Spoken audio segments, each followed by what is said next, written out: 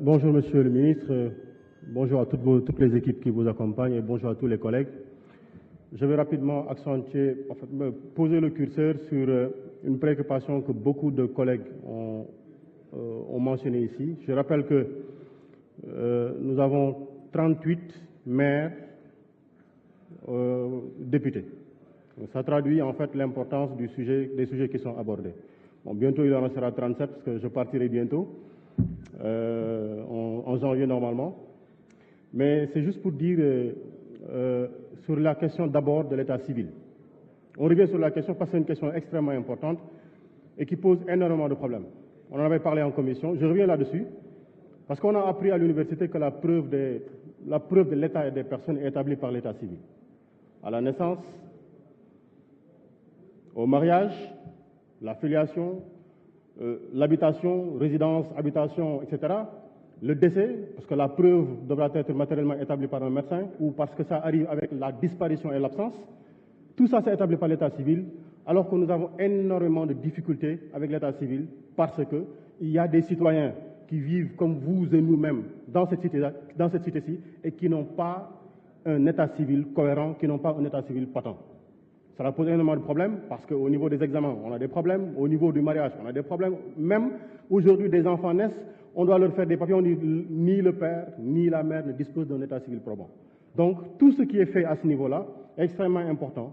Et les audiences foraines, on en a parlé, il faut trouver en relation avec le ministère de la Justice un moyen pour mettre moins le président de la République parce qu'il y a une dette extrêmement importante, eu un débat sur l'annulation de la dette des pays africains.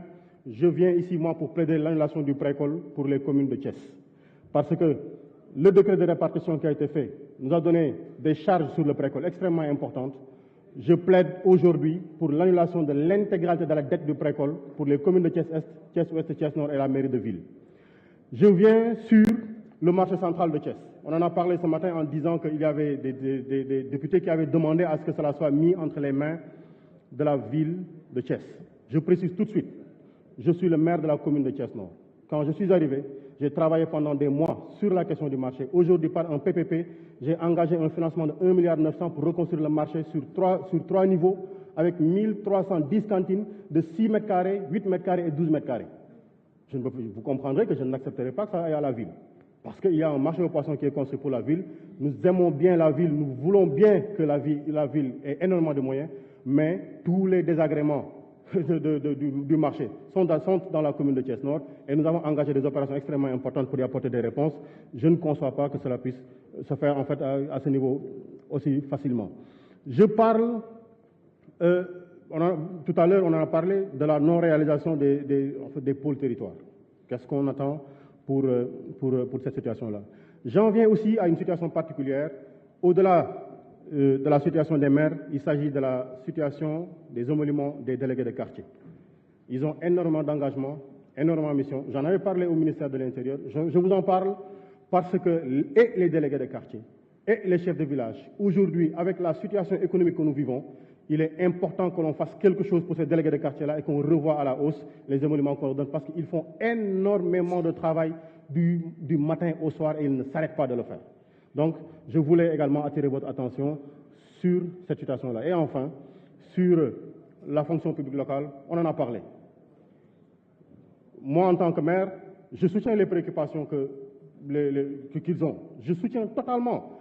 Et qu'ils aillent en grève, je soutiens leur grève. Si je pouvais sortir avec eux pour aller rester chez moi, pour être en grève avec eux, je le ferai parce que je soutiens les préoccupations qu'ils ont.